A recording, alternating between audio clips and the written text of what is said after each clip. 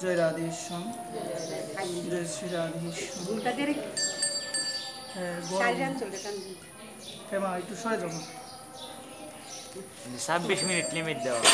হ্যাঁ 26 minute limit দেওয়া। Limit দেওয়া চার্জ নাই। জয় নিতাই গৌর হরি বল, জয় শ্রী কমি, জয় শ্রী রাধেশ্যাম, জয় নিতাই গৌর হরি বল।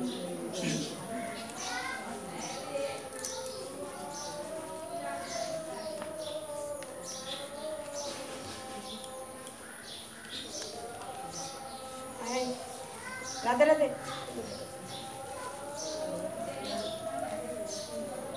জয় রাধে। ভগবানের কথায় প্রবেশ করার পূর্বে সর্বপ্রথম সশ্রদ্ধ প্রণতি নিবেদন করছি রাধা গোবিন্দ ভগবানের রাতুল রাঙ্গা শ্রী চরণ কমলে। সশ্রদ্ধ প্রণতি নিবেদন করছি পরমারাধ্য পরম পূজ্য শ্রী গুরু মহারাজ প্রভুপাদ শ্রী শ্রী দেবব্রত গোস্বামী মহোদয়ের শ্রী চরণ কমলে। সশ্রদ্ধ প্রণতি নিবেদন করছি উপস্থিত সকল গৌর অনুরাগী নিতাই অনুরাগী কৃষ্ণ ভক্ত মায়েদের আপন আপন শ্রী গুরু মহারাজের শ্রী চরণ কমলে। সশ্রদ্ধ প্রণতি নিবেদন করছি উপস্থিত সকল নিতাই অনুরাগী গৌর অনুরাগী কৃষ্ণ ভক্ত মায়েদের আপন আপন শ্রী মাতা পিতার শ্রী চরণ কমলে। সশ্রদ্ধ প্রণতি নিবেদন করছি যাদের চরণ ধুলি বিনে, যাদের কৃপা বিনে, যাদের সঙ্গ বিনে কেউ কখনো আমার গৌরকে লাভ করতে পারে নাই, কেউ কখনো আমার করুণাময়ী প্রাণেশ্বরী রাধারানীকে লাভ করতে পারে নাই, সেই সমস্ত গৌর অনুরাগী নিতাই অনুরাগী ভগবানের নিষ্কিঞ্চন শুদ্ধ মহাত্মা শুদ্ধ ভক্তদের শ্রী চরণ কমলে আমি অধম তাদের শ্রী চরণে জানাই শ্রী বেশপীঠ থেকে শতকোটি দণ্ডবত প্রণাম। জয় নিতাই গৌর হরি বল। সকল ভক্তচরণে এই নিবেদন, আমরা অল্প একটুকু সময় শ্রী গোবিন্দের কথা শ্রবণে আমরা নিয়োজিত থাকবো। জয় রাধে। মনে প্রাণে কায় মনোবাক্যে শ্রী গোবিন্দের কথা শ্রবণে আমরা সচেষ্ট হব। রাধে রাধে। আমাদের প্রত্যেক পারণে আমরা সবাই সমবেত হই ভগবতী মা দুর্গা মায়ের চরণতলায় বসে ভগবানের মুখনিসৃত বাণী শ্রীমদ্ ভগবত গীতার আঙ্গিকে ভাগবতী কথা শ্রবণ করার জন্য আমি পূর্বেই সকল কৃষ্ণভক্ত মায়েদের চরণে আমি নিবেদন করে আজকে যে বিষয়টি দিয়ে আমি ভাগবতী কথায় প্রবেশ করব সেই বিষয়টি হলো যে এই গীতাটা আমরা কিভাবে পেয়েছি। আমার অনাদিরাদি গোবিন্দ সর্বকারণের কারণ সচ্চিদানন্দময় ভগবান শ্রীকৃষ্ণ তিনি কখন কোন সময় তিনি ভগবান আমার প্রাণ গোবিন্দ অর্জুনকে উপলক্ষ করে আমার ভগবান মানব জাতির কল্যাণের জন্য এই গীতার জ্ঞান উপদেশ করেছিল। আমি সকলের শ্রীচরণে আমি নিবেদন করব মনোযোগ সহকারে নিষ্ঠাপূর্বকভাবে অল্প একটুকু সময় আমরা সেই কথাগুলো শ্রবণ করার চেষ্টা করব। জয় নিতাই, জয় গৌর, জয় রাধেশ্যাম। আমার ভগবান অনাদিরাদি গোবিন্দ সর্বকারণের কারণ ভগবান শ্রীকৃষ্ণ তিনি যখন অর্জুনকে গীতার জ্ঞান দিয়েছিলেন, যে জায়গার মধ্যে অর্জুনকে গীতার জ্ঞান দিয়েছিলেন সেই জায়গার নাম হলো ভারতের হরিয়ানা রাজ্য। সবাই বলো কোন রাজ্য? ভারতের হরিয়ানা রাজ্যের সরস্বতী নদীর তীরে। কোন নদীর তীরে? সরস্বতী নদীর তীরে জ্যোতিষর নামক জায়গায় অগ্রহায়ণ মাসের শুক্লপক্ষের মুখ্যদা একাদশী রোজ রবিবার আনুমানিক 8:30 ভিতরে আমার প্রাণ গোবিন্দ একটা বটবৃক্ষের নিচে 40 মিনিটের মধ্যে তিনি অর্জুনকে উপলক্ষ করে আমাদের মানব জাতির কল্যাণের জন্য আমার প্রাণ গোবিন্দ গীতার জ্ঞান উপদেশ করেছেন। একবার ভারতের হরিয়ানা রাজ্য কোন রাজ্য? সবাই বলো। ভারতের হরিয়ানা রাজ্যের সরস্বতী নদীর তীরে জ্যোতিষর নামক জায়গায়, কোন জায়গায়? জ্যোতিষর নামক জায়গায় অগ্রহায়ণ মাসের শুক্লপক্ষের মুখ্যদা একাদশী। কোন একাদশী? রোজ রবিবার। রোজ রবিবার একটা বটবৃক্ষের নিচে বসে আমার প্রাণ গোবিন্দ 40 মিনিটের মধ্যে অর্জুনকে উপলক্ষ করে আমার ভগবান গীতার জ্ঞান উপদেশ করেছেন। সবাই বলো রাধে। তাহলে আমাদের মনে রাখতে হবে এই যে গীতার আবির্ভাবটা কিভাবে হলো। আমরা অনেক সময় গীতা পাঠ প্রচুর বেশি শ্রবণ করি, অথচ যদি আমাদের বলা হয় গীতার জন্মবার কোনটা, আমরা অনেক সময় বলতে পারি না। গীতার জন্মবার হলো রবিবার। আমাদের মনোযোগ সহকারে শুনতে হবে। দেখবেন অনেক সময় আমাদের গোস্বামীগণ তারা আমাদের রবিবারে এবং বিশেষ করে বৃহস্পতিবারও কিন্তু নিরামিষ আহার করা দেয়, কিন্তু শাস্ত্র বলছেন এই যে রবিবারও কেন নিরামিষ আহার করতে গেলে বলেন রবিবারে নিরামিষ আহার করতে এই জন্য বলেন যে রবিবারে এই পৃথিবীর জন্ম হয়েছিল। কার জন্ম হয়েছিল? সবাই রবিবারে এই পৃথিবীর জন্ম হয়েছিল। আমার প্রাণ গোবিন্দ যখন অর্জুনকে গীতার জ্ঞান দান করেছিল সেদিন বারটা ছিল রবিবার। যেদিন সমুদ্র মন্থন হয়েছিল, সমুদ্র মন্থন করার পরে যখন অমৃত উঠেছিল দেবতারা সেই অমৃত পান করে অমর হয়েছিল, সেদিন বারটাও ছিল রবিবার। একবার প্রেম। এই কারণে রবিবারে অনেকে কি খায় গো? নিরামিষ আহার করে। অনেকে যদি জিজ্ঞাসা করা হয় তুমি রবিবারে নিরামিষ কেন খাও, তখন আর মানুষ কারণগুলো জানে না, কোনো কিছু বলে না, বলছে গুরুবার আমাকে খেতে হয় এই জন্য আমি খাই। কিন্তু অথচ আমাদের এই সম্বন্ধে কোনো ধারণা নেই যে রবিবারে নিরামিষ আহার করতে হয়। কেন আহার করতে হয়?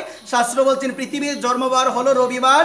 যেদিন সমুদ্র মন্থন হয়েছিল এদিন বারটা ছিল রবিবার, আর আমার প্রাণ গোবিন্দ তিনি গীতার জ্ঞান দান করেছিল সেই বারটাও ছিল রবিবার। একবার এই কারণে আমাদের মনোযোগ সহকারে সেই বিষয়গুলো একটু উপলব্ধি করা দরকার যে আমরা গীতা পাঠ শুনতে এসেছি, আমাদের এই বিষয়গুলো একটু জানা দরকার যে গীতার জ্ঞান ভগবান কখন দিয়েছিল, গীতার জ্ঞান ভগবান কেন দিয়েছিল, আমাদের জীবনে গীতা কতটুকু প্রয়োজন।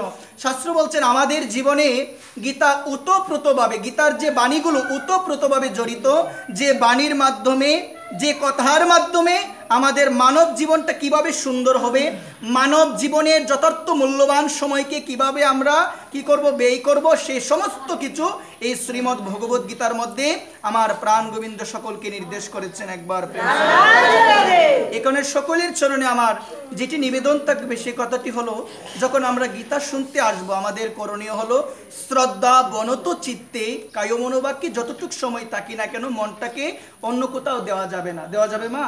মনটাকে অন্য কোথাও দেওয়া যাবে না। কারণ শাস্ত্র বলছেন মনোযোগ সহকারে মন নিবেদন না করে যদি সাধুসঙ্গ করি কোনো লাভ হবে না, কোনো লাভ হবে না। এই কারণে সকলের চরণে নিবেদন, সাধুসঙ্গে গেলেই কিন্তু সাধুসঙ্গ হয় না, হয় কি মা? সাধুসঙ্গ গেলেই সাধুসঙ্গ হয় না। আমি সেদিন একটা বিষয় বলেছিলাম, প্রভুপাদ তিন কোটি গোস্বামীপাদ সুন্দর একটা কথা বলেছেন, সেই কথাটা হলো মা মনোযোগ সহকারে শোনো। সাধুর মাথার মধ্যে কি থাকে? জটা থাকে। দেখবেন ওই জটার মধ্যে অনেক উকুন থাকে। উকুনের কোনোদিন শুনেছেন সাধুসঙ্গ হয় বা হরিভজন হয়? হয় না। তাহলে তো সে সাধুর সঙ্গে ছিল, সাধুর মাথার মধ্যে সে বিরাজমান ছিল, তার তো হরিভজন হয় না। ঠিক সেই রকম সাধুর সঙ্গে থাকলেই, সাধুর আশ্রমে থাকলেই কিন্তু হয় না, হরিভজন হয় না। যদি মনে প্রাণে, যদি মনটা শ্রী গোবিন্দের চরণে অর্পণ না করি, যদি মনটা সাধুগুরু বৈষ্ণবের চরণে সমর্পিত না করে যত সঙ্গে আমরা করি না কেন কোনো লাভ হবে না। এই কারণে বলছেন যতটুক সময় আমরা ভাগবতী আসরে থাকবো, যতটুক সময় আমরা গীতা শ্রবণের আসরে থাকবো, ততটুক সময় মনটা দিয়ে ভগবানকে সেই কথাগুলো শুনতে হবে। আপনি এসেছেন এই জায়গার মধ্যে, অথচ আপনার সেই মন যদি ভগবানের কথার প্রতি না থাকে তাহলে যৎ কিঞ্চিত কোনো লাভ হবে না, যৎ কিঞ্চিত কোনো লাভ হবে না। ওইখানে বলছেন সাধু সঙ্গে গেলে সাধু সঙ্গ হয় না, মনে প্রাণে শ্রদ্ধা ভক্তি সহকারে একদম মনটাকে শ্রী গোবিন্দের চরণে সমর্পিত করে গোবিন্দের কথা শুনতে হয়। কার কথা শুনতে হয়? আপনি এসেছেন ভগবানের কথা শুনতে, আপনার মন যদি না থাকে হবে কিছু মা? আপনার মন যদি আপনার ছেলের প্রতি, আপনার মেয়ের প্রতি পড়ে থাকে কোনো লাভ হবে না। এই কারণে বলছেন ধর্ম করো যাই করো মন দিয়ে করতে হবে। কি দিয়ে করতে হবে? মনটাকে দিয়ে করতে হবে, অন্য কোনো চিন্তা নয়। আমি আজকে এই জায়গায় এসেছি, আমার চিন্তা হবে শুধুমাত্র ভগবানের। কার চিন্তা হবে? আপনি যদি মনে করেন যে এই জায়গায় আসার পরেও আপনার নানান ধরনের আজে বাজে কুচিন্তা যদি আপনার মনে আসে তাহলে বুঝতে হবে ওই জায়গায় এসে আপনার কোনো লাভ হবে না। একবার ওই জায়গায় এসে আপনার কোনো লাভ হবে না। এই কারণে সকল ভক্ত চরণে আমার এই নিবেদন, আপনি ঘরে থাকেন, আপনি যা কিছু করেন না কেন, একটা জিনিস মনে রাখবেন যে ভজিলে ভজন নয়, গুরু কৃপাই হলো সাধনের মূল। বংশীদাস বাবা বলছেন যে ভজিলে ভজন নয়, গুরু কৃপা সাধনের মূল। বৃন্দাবনের মধ্যে আমার 3 বাবা হলো প্রধান। এর মধ্যে একজন হলো বংশীদাস বাবাজি মহারাজ, একজন হলো জগন্নাথ দাস বাবাজি মহারাজ, একজন হলো আমার গৌর কিশোর দাস বাবাজি মহারাজ। এর মধ্যে আমার বংশী বাবা খুব সুন্দর কথা বলেছেন যে বজলেই ভজন হয় না, বজিলেই ভজন নয়। তুমি গুরুদেবের আদেশ নিলে না, গুরুদেবকে তুমি কোনো কিছু জিজ্ঞাসা করলে না, নিরামিষ নিয়েছো, যত কিছুই করো না কেন সাধন হবে না মা। বজিলেই ভজন নয়, গুরু কৃপায় হলো সাধনের মূল। একবার প্রেম। কোন কৃপা মা? গুরু কৃপায় হলো সাধনের মূল। আমরা দেখতে পেয়েছিলাম নবদ্বীপের সমাজ বাড়িতে আমার শ্রীপাদ রামদাস বাবাজি মহারাজ তিনি কি করতেন, তিনি একটা কথা বলতেন যে শ্রী গুরুদেবের শ্রী চরণে আঁচল পেতে আমি বসে আছি, কখন গুরুদেব আমাকে কৃপা করবে, কখন গুরুদেব কৃপা করে আমাকে কোনো কিছু দিবে, কারণ গুরু কৃপা না হলে তো আমি কোনো কিছু প্রাপ্ত করতে পারবো না। এই কারণে মা, যারা যথার্থ সাধক, তারা যথার্থ ভক্ত, তারা একটাই কথা বলে যে গুরু কৃপা বিনে কোনো কিছু হয় না মা। এই কারণে আমার নবদ্বীপের শ্রীপাদ রামদাস বাবা বলতেন যে গুরু চরণে আমি আমার আঁচলটা এভাবে পেতে রেখেছি। আমার গুরুদেব সে যদি কৃপা করে আমায় কিছু দেয় তাহলে আমি পেতে পারবো। এই কারণে নিবেদন মা, গুরুদেবের সাথে সম্বন্ধ রাখতে হয়, গুরুদেবের সাথে সম্বন্ধ রাখতে হবে। গুরুদেব তোমাকে যে নির্দেশাবলী দিবে সেগুলো তোমাকে অক্ষর অক্ষরে পালন করতে হবে। যে আমার গুরুদেব বলেছে আমাকে মানতে হবে, এটা হচ্ছে গুরুর প্রতি বিশ্বাস। কার প্রতি বিশ্বাস মা? গুরুদেবের প্রতি বিশ্বাস। যারা যথার্থ সদ্গুরুদেব মা, তাদের সে বাক্যটাকে মা আমাদের কি করতে হবে? অক্ষরে অক্ষরে পালন করতে। কিন্তু আমরা কি করি মা?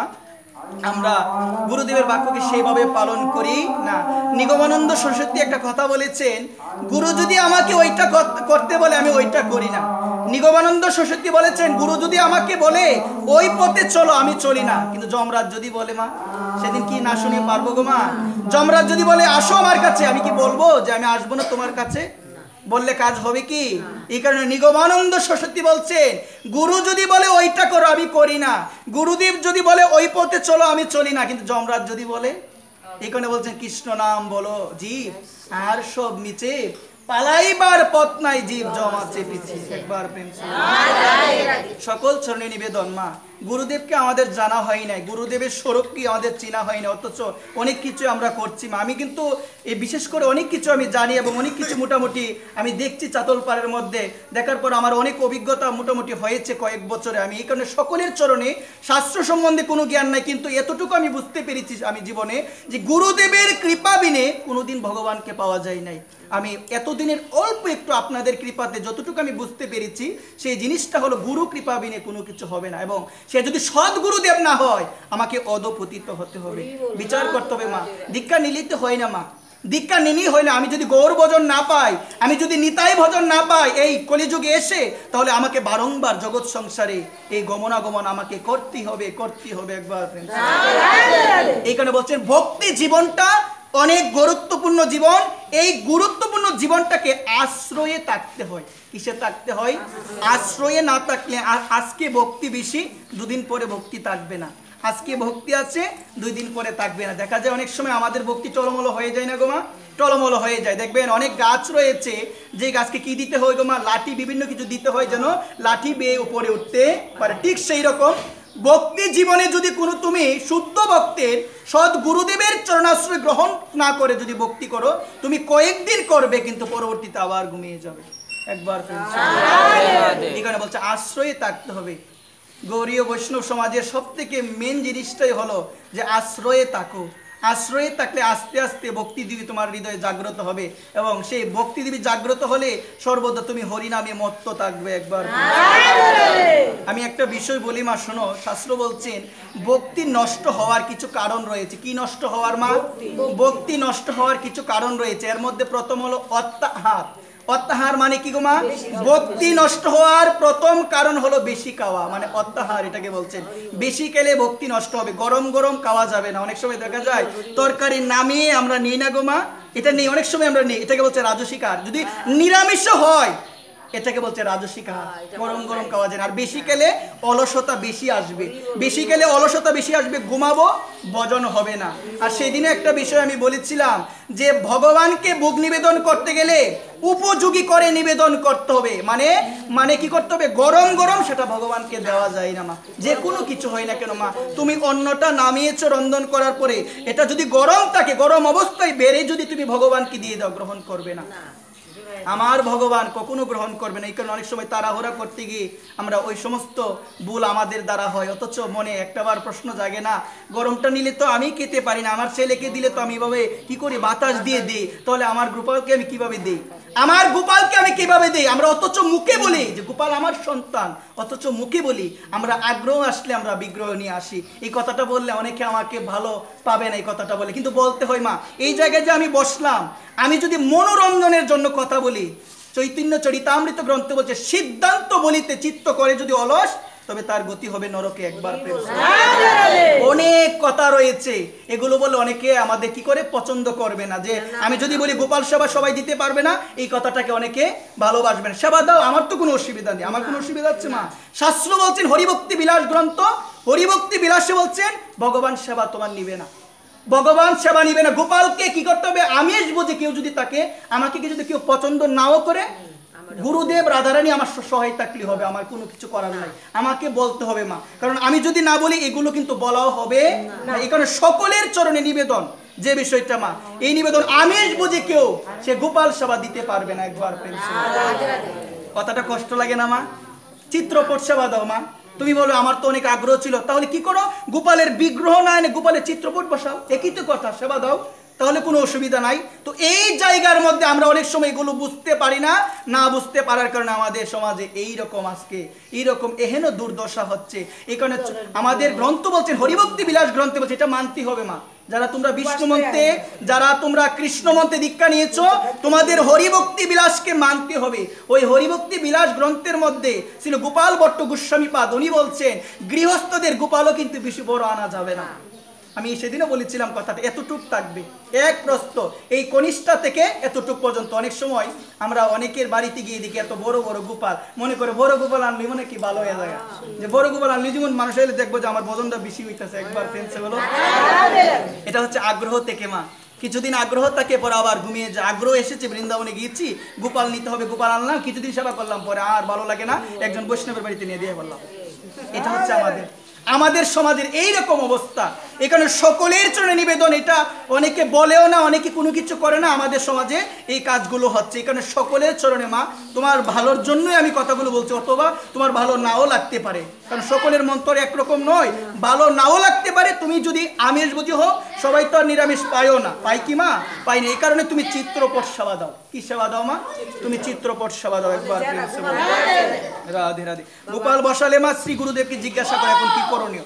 জয় রাধেশ্যাম। আমি বলেছিলাম কি মা, ভক্তি নষ্ট হওয়ার কিছু কারণ রয়েছে। শুনো মনোযোগ, কি কথা বলিও না মা, কথা বলিও না। ভক্তি নষ্ট হওয়ার প্রথম কারণ শাস্ত্র বলছেন অত্যাহার, মানে বেশি খাওয়া। বেশি খেলে কি হবে গো? অলসতা আসবে, ভজন হবে না, বারবার নিদ্রায় যেতে মন চাইবে। একবার প্রেম। তারপরে বলছে বেশি সঞ্চয় করা। যারা ভক্ত হয় বেশি সঞ্চয় মা তারা কখনো করবে না মা। অনেক সময় আমরা সমাজে দেখতে পাই, আমাদের সমাজে সব থেকে যেটা বেশি হয়, আমরা অর্থ সঞ্চয় করতে আগ্রহী বেশি। কিভাবে অর্থ উপার্জন করা হয়, কিভাবে অর্থকে ব্যাংকে রাখা যায়, বিভিন্ন কিছু করা, মানে অর্থ উপার্জন করতে হয় মা। শুনো, করতে হয়, কিন্তু শাস্ত্র বলছেন বেশি সঞ্চয় করলে কি নষ্ট হবে গো? ভক্তি নষ্ট হয়ে যাবে। একবার তুমি আমাকে বলতে পারো তাহলে ধর্ম করতে গেলে টাকা দরকার না? ধর্ম করতে গেলে অবশ্যই টাকা দরকার, সেই টাকাটা যেন তোমার প্রয়োজনের থেকে অতিরিক্ত বেশি না হয়। আমরা এই যে টাকাগুলো মা, শোনো, এই যে টাকাগুলো আমরা উপার্জন করি কার জন্য গো মা? কার জন্য করি? ছেলে মেয়ের জন্যই তো করি। এই কারণে যারা শুদ্ধ ভক্ত হয় মা, তারা এইসবও কামনা করে না, কারণ এইসব কামনা করলে তাদের জন্য রাখতে হবে, এইসব রাখতে গিয়ে আমার ভজন নষ্ট হবে। একবার বলেছিলাম ভক্তি নষ্ট হওয়ার প্রথম কারণ হলো অত্যাধিক বেশি আহার করা মানে অত্যাধিক বেশি খাওয়া। তারপরে বলছেন বেশি সঞ্চয় করা, বেশি কি করা গো মা? সঞ্চয় করা। তারপরে বলছেন প্রজল্প মানে আজে বাজে কথা বলা। আজে বাজে কথা যত বেশি বলবে ভক্তি তোমার হৃদয় থেকে তত দূরে সরে যাবে একবার। এই কারণে যারা ভক্ত আজে বাজে কথা বলবে না, উচ্চস্বরে কথা বলবে না, একদম একদম নীরব থাকবে, প্রয়োজনের থেকে একটু বেশি কথা বলবে না, একটু বেশি কথা বলবে না। মনে রাখবেন আয়ু আমাদের দুইটা কারণে কমে, একটা বেশি খাওয়া, একটা হচ্ছে বেশি বলা। এই কারণে আমাদের কি কমে গো মা? আয়ু কমে। তারপরে বলছেন ভক্তির অনুকূল যেটা সেটা গ্রহণ করা, আর যেটা প্রতিকূল রয়েছে ভক্তির পথে বাধা সেটা তারা বর্জন করে একবার। তারপরে বলছে অভক্ত সঙ্গ করা। অভক্ত সঙ্গ বেশি করবেন না, যারা ভক্ত নয় ভগবানের, যারা রাধারানীর ভক্ত নয় বেশি সঙ্গ করবেন না। ভালো যদি পাক না পাক এটা দেখার বিষয় নয়, সঙ্গ থেকে দূরে চলে আসবেন, ভগবানকে ডাকবেন, ভগবানের কথা শুনবেন এবং সর্বদা মনে রাখবেন যারা ভগবানের কথা বলে, যারা আমার রাধারানীর কথা বলে তাদের সঙ্গ করবেন, তাদের সঙ্গে যতটুকু সময় থাকবেন ততটুকু গোবিন্দের কথায় আলোচনা হবে। কিন্তু মা আমরা কথাগুলো শুনি, কিন্তু শোনার পরে সেই কথাগুলো আর ধরে রাখতে পারি না, যার কারণে আজে বাজে কথাই আমাদের সমাজে বেশি হচ্ছে, আজে বাজে আলোচনাই বেশি হচ্ছে। কিন্তু এত সহজ নয় মা, এগুলো করার মাধ্যমে এই আজে বাজে বিভিন্ন এই কুকথা বলার মাধ্যমে, কুকথা শোনার মাধ্যমে আমাদের হৃদয় থেকে ভক্তি দেবী দূরে চলে যাচ্ছে। সকল ভক্তচরণে এই নিবেদন, এই কথাগুলো একটু মনে রাখবেন, এই কথাগুলো একটু ভালোভাবে হৃদয়ের মধ্যে উপলব্ধি করার চেষ্টা করবেন যে বেশি খাওয়াও যাবে না, আজে বাজে বেশি কথাও বলা যাবে না, অভক্ত সঙ্গও কিন্তু বেশি করা যাবে। বেশি কি করাই তো যাবে না, কিন্তু এখন আমরা সংসারে আছি, না করে উপায় না। এই কারণে সকলের চরণে আমার নিবেদন থাকবে, যেখানে হরিকথা নাই সেখানে আমি যাব না, যেখানে রাধারানীর কথা হয় না সেই জায়গার মধ্যে আমি যাব না। এটা হচ্ছে ভক্তের লক্ষণ মা। যদি অন্তরে সেই পরিমাণ শুদ্ধ ভক্তি থাকে, যদি অন্তরে ভক্তি থাকে, তাহলে আমার পক্ষে সম্ভব হবে, না হলে কখনো সম্ভব হবে না। আমি যতই বলি সম্ভব হবে না একবার প্রেম সুরে। এই কারণে মা, এই কারণে সকলের চরণে নিবেদন, যত কিছুই করো না কেন বারংবার প্রতিদিনই একটা কথা বলা হয় যে মনটা গোবিন্দকে দিতেই হবে। কাকে দিতে হবে মা? মনটা গোবিন্দকে দিতে হবে। আমরা দেখতে পেয়েছিলাম দীক্ষা নেওয়ার পূর্বে আমার কলিযুগ পাবন অবতার শ্রীকৃষ্ণ চৈতন্য মহাপ্রভু, তার শ্রী গুরুদেব যার নাম হল ঈশ্বর পরিপাত, তাকে বলেছিল যে এই দেহ মন প্রাণ সমর্পিলাম তোমারে। এই জায়গার মধ্যে শিক্ষা দিল মা যে দেহ মন প্রাণ সমর্পিলাম তোমারে, মানে শ্রী গুরুদেবের চরণে মন প্রাণ সমর্পণ করলাম। এটা হচ্ছে নিয়ম। আমরা কিন্তু কলিযুগের মধ্যে এত কিছু আমরা জানি না, আমরা জাস্ট মন্ত্র নিলাম, আমাদের কাজ শেষ হয়ে যায়। যে গুরুদেব কিভাবে ভজন করবো, একটা খাতা নিয়ে বসিও না যে গুরুদেব কিভাবে ভজন করতে হবে, কিভাবে সেবা করতে হবে, কিভাবে ভোগরাগ করতে হবে, আপনি কোন গৃহের মধ্যে ভোগারতি করেন, অনেক গৃহ রয়েছে, শ্রীবাস গৃহ রয়েছে, অদ্বৈত গৃহ রয়েছে, আপনি কোন গৃহে ভোগারতি করেন, আপনার গুরু প্রণালী কি, এগুলো আমরা জিজ্ঞেস করি না, আমরা জানার প্রয়াসও করি না একবার। আমাদের এই হেন নিয়ম মা, এটা হচ্ছে কলিযুগ মা। এখানে এগুলোই বেশি হচ্ছে, কলিযুগের মধ্যে এগুলোই বেশি হচ্ছে। আমরা না জেনে না শুনে দীক্ষা নিতে হয় বলে, যে শাশুড়ি বলে, যা মা বলে, বাবা বলে, বাবা একটু দীক্ষা নে, গেলাম নিয়ে আসলাম, জাস্ট এতটুকুই, আর পরবর্তীতে আর কোনো কিছু আমরা করি না মা। কোনো লাভ হবে না মা, কোনো লাভ হবে না। তোমার বাবা মারা গিয়েছে, তুমি দীক্ষা নেও না, শ্রাদ্ধ করেছো, গ্রহণ করবে না, শাস্ত্র বলছে গ্রহণ করবে না। আমি দীক্ষা নিই না, আমি মারা গিয়েছি, আমার উদ্ধার কোনোদিনও হবে না, আমার পশুকুলে জন্ম হবে, উদ্ধার কখনো হবে না, আমার গতি হবে রৌরব নরকে। শাস্ত্র বলছেন দীক্ষা অধিষ্ঠিত ব্যক্তি সে যদি মারা যায় দীক্ষা না নিয়ে, তার গতি হবে রৌরব নরকে, পশুকুলে তার জন্ম হবে একবার। নিতে হয়। এখন আমাদের সমাজ এই ধারণা, বিয়ে করলে স্বামী স্ত্রী একত্রিত হয়ে দীক্ষা নেবে। কে বললো এই কথা মা? আমরা যাই নাই মা। তো এই জায়গার মধ্যে শোনার চেষ্টা করতে হবে মা।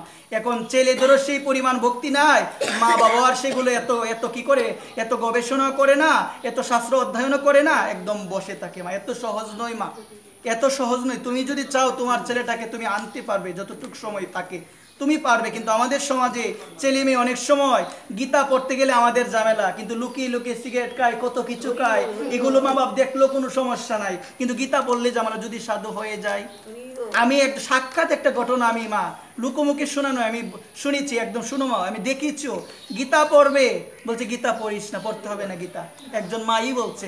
এখন ওই ছেলে যদি বড় চাকরি পেতে পারে, সে যদি বিবাহ করে, সে যদি মাকে না দেখাশোনা করে, মা কি বলবে? মা কি বলবে, আমার ছেলে ভালো না, আমি বলবো তুমি ভালো না, আমি বলবো তুমি ভালো না, তুমি না করেছো। ছেলে ভালোভাবে একাদশী করতে চায়, বিভিন্ন উপবাস করতে চায়, মায়েরাই না করে, মায়েরাই আগে না করে। আমি কি বলবো মা, কষ্টের কথা, মায়েরাই আগে না করে, উপবাস করা লাগবে না, উপবাস করা লাগবে না। সেই ছেলেটা যখন খারাপ হচ্ছে তখন আমরা বলি আমার ছেলেটা খারাপ হয়ে গেল, অথচ একটা বার আমি বিবেচনা করলাম না কার জন্য খারাপ হলো। প্রহ্লাদ মহারাজের জীবনীতে দেখতে পেয়েছিলাম, ভজন করতে গেলে, ধর্ম করতে গেলে প্রথম বাধা আসে নিজের পরিবার থেকে। একজন সাধু হলে কলিযুগের লক্ষণ, আরেকবারের ছেলে সাধু হলে সবাই দেখতে যায়, আর নিজের ছেলে সাধু হলে সহ্য হয় না, এটা কলিযুগের লক্ষণ। আমি যদি সাধু হই আপনি দেখতে আসবেন, এখন আপনার ছেলে সাধু হলে আপনি যে কি পরিমাণ কথা বলবেন। যদি সুকৃতিবান সেই মা তাকে, তারা সাপোর্ট করবে, তারা সমর্থন করবে, ছেলের সাথে থাকবে, ছেলেকে আরো বেশি উৎসাহ দিবে, কারণ উৎসাহ হলো ভক্তির মূল ধাপ। যত বেশি উৎসাহ পাবে তত বেশি ভক্তি পথে এগিয়ে যাবে। একবার সমাজের এই অবস্থা বর্তমান সময়, কলিযুগের লক্ষণ। অন্য আরেকজনের ছেলে সাধু হলে দেখতে যায়, নিজের ছেলে সাধু হলে সহ্য হয় না। ওমা হয় কি এরকম? অনেকই হয় মা। শুনো মা, আমি আজকে যে কথাটা বলছি, উপবাস করলে বাধা দিও না মা, মরে যাবে না মা। কিসে মরে যাবে মা? আমরা দেখতে পেয়েছিলাম পূজ্যপাত আমার বিনোদ বাবা অনেক অসুস্থ, ডাক্তার বলেছে নির্জল আর করা যাবে না একাদশী। বাবা বলছে যতদিন বেঁচে থাকবো নির্জল উপবাস করবো। আমাদের সেই পরিমাণ সঙ্গও নাই, একটু রোগ হলে আমরা ছেড়ে দিই। দেখো বাবা রোগ হয়েছে, শ্যাম সুন্দর বাবাজি মহারাজ অসুস্থ হয়েছে, ডাক্তার বলছেন আপাতত কিছুদিন নির্জল উপবাস ভঙ্গ রাখেন, বলছেন এই দেহ চলে যাবে, উপবাস ভঙ্গ করব না। আমরা বলি আত্মারে কষ্ট দিয়ে কিছু করণ দিত না। কি পরিমাণ মূর্খামি! অথচ ভগবান গীতায় বলছে দেহ ধর্ম ত্যাগ করো। এটা হচ্ছে দেহ ধর্ম, আত্মাকে কষ্ট দেওয়া যায় না। নৈনং চিন্দতি শস্ত্রাণি নৈনং দহতি পাবক ন চৈনং কেদয়ন্ত ন সুষইতে মারত। আত্মাকে কাটা যায় না মা, অস্ত্রের দ্বারা কাটা যায় না, জলে ভিজানো যায় না, আগুনে পুরানো যায় না মা। তো অথচ আমরা বলি আত্মাকে কষ্ট দিয়ে হয় না মা। বলিও না মা, ছেলে মেয়ে উপবাস করতে চাইলে যদি তুমি বাধা দেও, আমার যতটুকু জানা আমাদের একদিন নরকের এই গিয়ে কাঠগড়ার মধ্যে দাঁড়াতে হবে। একবার কথাটা মাথায় রাখিও, মরবে না ছেলে মেয়ে, উপবাস করতে গেলে মরবে না, বাধা দিও না।